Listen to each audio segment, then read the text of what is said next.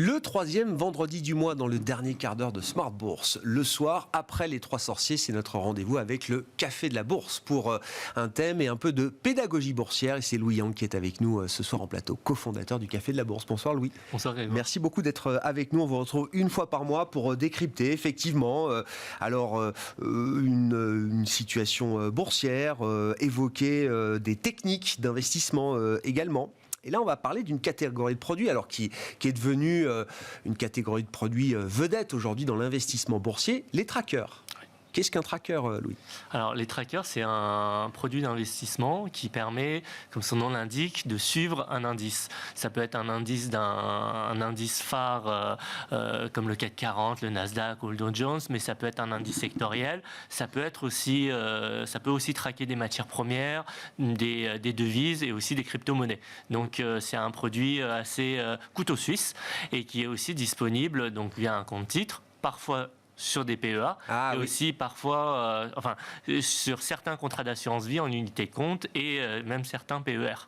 Oui, c'est ça. Voilà, oui, il faut regarder dans quelle enveloppe on peut mettre ces produits, mais c'est des produits qui sont, comme vous dites, couteau suisse aussi, qui peuvent s'adapter à pas mal d'enveloppes disponibles pour les investisseurs. C'est ça ce que vous disiez, ça s'est beaucoup développé. Donc, c'est plus uniquement du compte titre. Voilà, c'est ça. Je dis pas de bêtises, oui, parce qu'il y a 10 ans, quand on en parlait en France, c'était encore des produits qu'on prenait pas forcément très très bien. C'était déjà des produits très populaires dans le monde anglo-saxon. Là, oui, la France, l'Europe s'est mise aux ETF et aux trackers en l'occurrence. Exactement, ouais. Qu'est-ce qui différencie les trackers les uns des autres ? Il y a différents types de trackers, Louis. C'est vrai qu'il y a différents types qu'il ne faut pas confondre parce qu'il y a des différences. Là, on a parlé des ETF qui sont évidemment les plus connus, qui sont devenus vraiment, on va dire, un placement essentiel pour l'investisseur en bourse. Mais en fait, les ETF, c'est une sous-catégorie des ETP, donc des Exchange Traded Products. Ouais. Et au sein de ces ETP, en fait, on a des ETC, on a des ETN et des ETF. Alors juste ETP, donc c'est le nom générique en fait, c'est les produits indiciels, Exchange Traded Products. Exactement. Et dans cette famille des produits indiciels, donc allez-y, on va... Alors les ETF les plus connus, c'est les fonds. Ça c'est important. Bien sûr. Je vais expliquer juste après, mais c'est des fonds. Et après, les ETN c'est notes et le C, ça veut dire plusieurs choses. À la base c'était currency, donc des devises, mais maintenant ça peut être le C de crypto.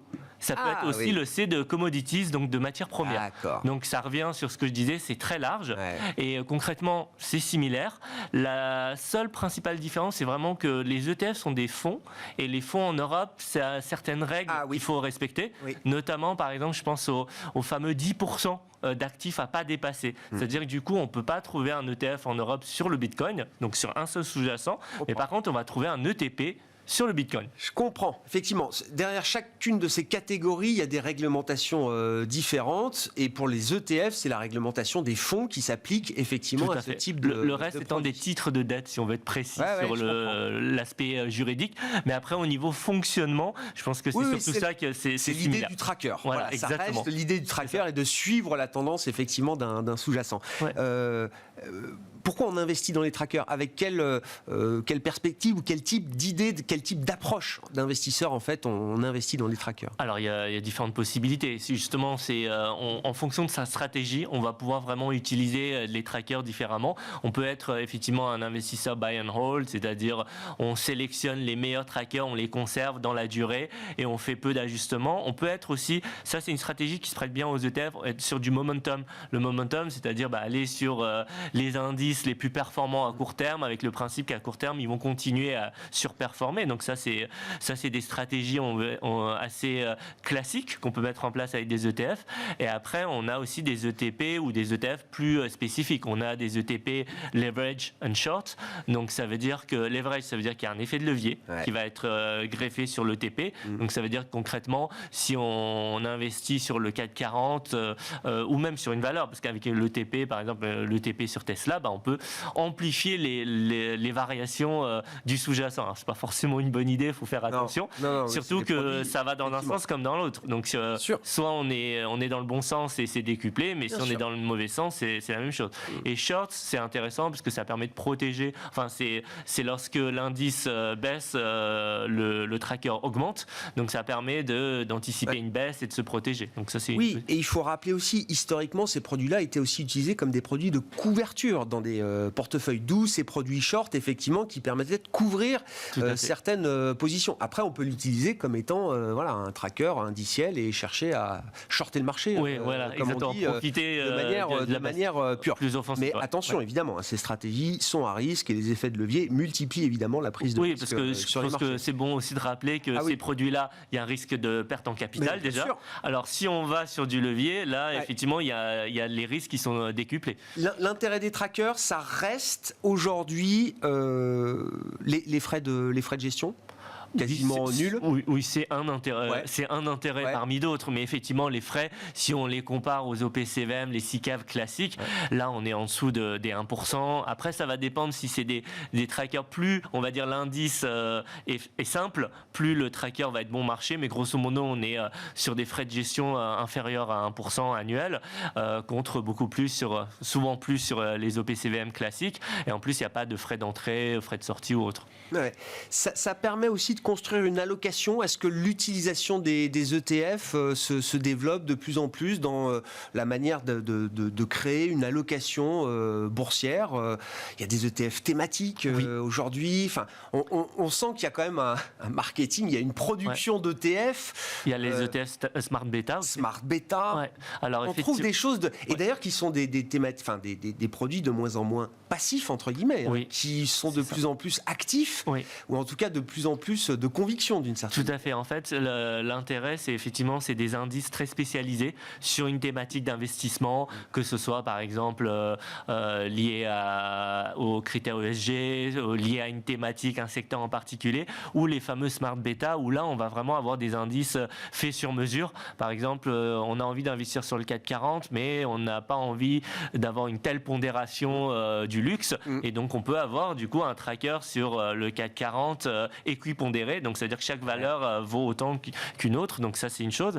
Et effectivement au niveau des stratégies, on peut même aller sur des stratégies pour jouer la volatilité actuelle, ou pour être dans une certaine stratégie de gestion type gestion value, etc. Donc oui, on peut équipondérer, donc ça c'est valable pour le luxe à Paris, c'est valable pour les GAFAM aussi, voilà, par exemple, qui vont publier, qui ont toujours un poids démentiel dans l'indice, et quand on veut justement ne pas s'exposer à ce poids et à ce risque, on peut mettre la même pondération pour tout le monde. Tout à fait. Et en même temps, si on veut vraiment miser sur les GAFAM uniquement, il y a des ETP GAFAM, où là, contrairement à l'ETF qui doit être plus diversifié, l'ETP permet d'aller juste sur les GAFAM et rien d'autre.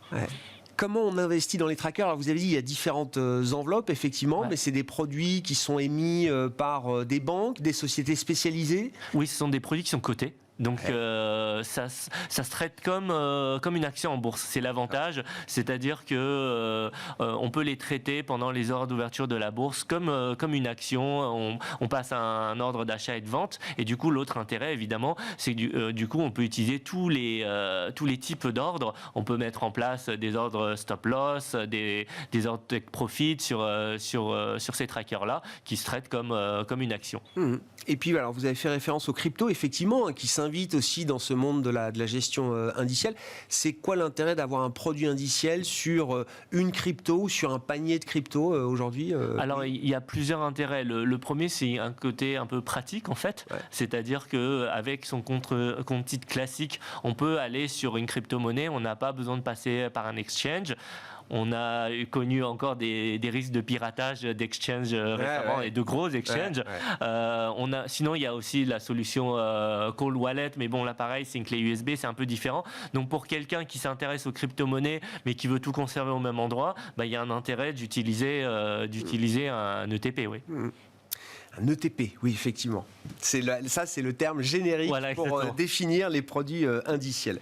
Merci beaucoup, Louis. Merci de nous avoir éclairé sur ce monde des produits indiciels, des trackers, effectivement, qui sont des produits de bourse faciles d'utilisation, on va le dire comme ça, et qui ont accompagné la démocratisation de l'investissement ces dernières années en France, notamment. Louis Yang, qui était avec nous en plateau, cofondateur du Café de la Bourse, que nous retrouvons chaque 3e vendredi du mois dans Smart Bourse sur Bismart.